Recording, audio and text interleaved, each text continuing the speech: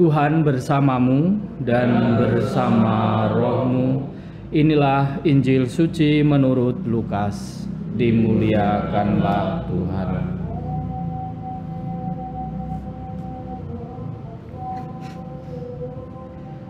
Ketika Yesus datang ke Nazaret, Ia berkata kepada umat di rumah ibadat, "Aku berkata kepadamu, sesungguhnya tidak ada nabi yang dihargai di tempat asalnya. Tetapi aku berkata kepadamu dan kataku ini benar. Pada zaman Elia terdapat banyak janda di Israel, ketika langit tertutup selama 3 tahun 6 bulan, dan ketika bahaya kelaparan yang hebat menimpa seluruh negeri.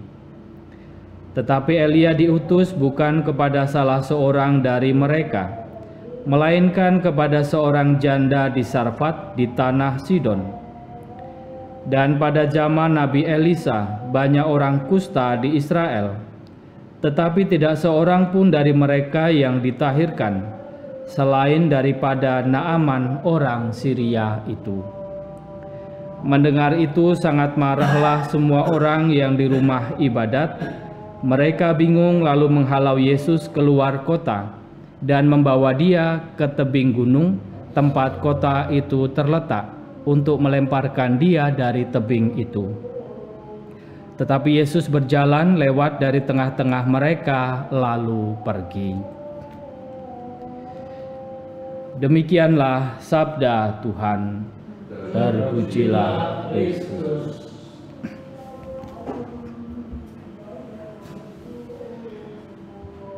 Saudara dan saudari yang terkasih, sabda Tuhan yang baru saja kita dengarkan di hari Senin Prapaskah pekan yang ketiga ini, ketika membaca dua bacaan hari ini, bacaan pertama dan bacaan Injil, saya menemukan bahwa baik Naaman maupun umat di rumah ibadat adalah sama-sama orang yang tertutup pada apa yang diwartakan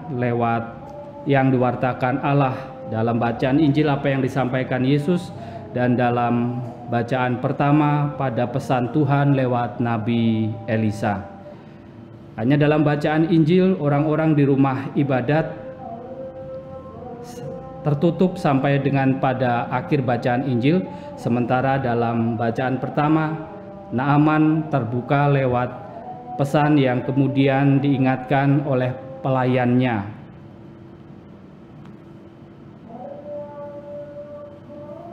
Salah satu alasan yang dalam permenungan saya, salah satu alasan mengapa pada akhirnya mereka tertutup hatinya pada apa yang menjadi pesan Tuhan dalam permenungan saya, karena kemungkinan besar mereka sudah memiliki harapan, memiliki ekspektasi yang berlebihan, sehingga sesuatu ketika pada akhirnya apa yang mereka pikirkan, apa yang mereka harapkan tidak mereka temukan, pada akhirnya mereka menutup diri.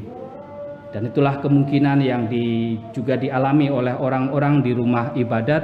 Mungkin mereka mengharapkan Yesus menyampaikan sesuatu yang menggembirakan hati mereka, tetapi justru yang disampaikan Yesus adalah sesuatu berkaitan dengan sejarah bangsa mereka, yang pada akhirnya mereka melihat bahwa mereka dulu pernah menolak para nabi di zaman nenek moyang mereka, dan itu membuat mereka tidak suka.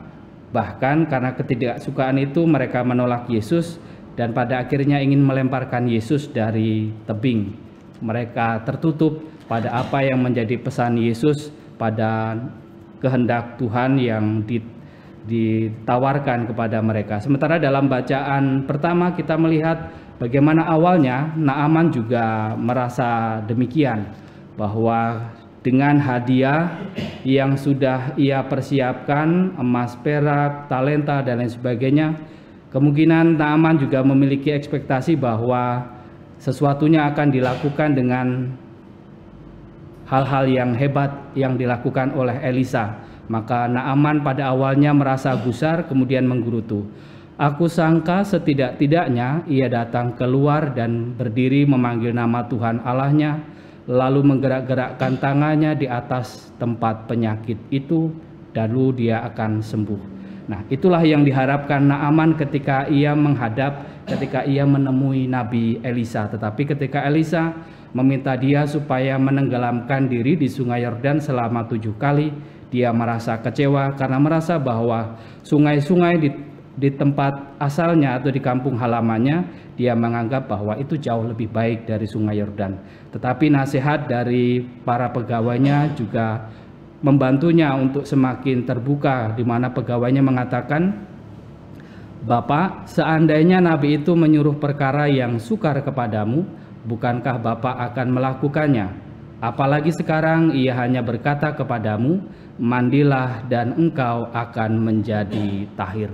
Dan pada akhirnya Naaman tersadar dan melakukan itu, dan pada akhirnya ia sembuh dan mengakui bahwa sungguh tiada Allah kecuali di Israel. Saudara dan saudariku yang terkasih, perayaan Ekaristi pada hari Senin Prapaskah pekan yang ketiga ini mengajak kita bersadar untuk menyadari karya-karya Allah dalam hal-hal sederhana yang kadang-kadang mungkin juga di luar harapan kita, di luar dugaan kita, di luar ekspektasi kita. Kita diundang untuk semakin membuka diri pada kehendak Tuhan, tetapi juga dan tidak memaksakan apa yang menjadi kehendak kita pada apa yang kita harapkan dari Tuhan. Apa yang menjadi kehendak Tuhan, apa yang menjadi pesan Tuhan, kita diundang untuk membuka diri, menghilangkan segala harapan-harapan atau ekspektasi yang berlebihan yang kadang-kadang justru membuat kita tertutup pada pesan-pesan Tuhan dalam kehidupan kita. Semoga masa Prapaskah ini membantu kita untuk menemukan kehendak Tuhan dalam hal-hal sederhana yang boleh kita alami. Kemuliaan kepada Bapa dan Putra dan Roh Kudus, seperti pada permulaan, sekarang, selalu, dan sepanjang segala abad. Amin.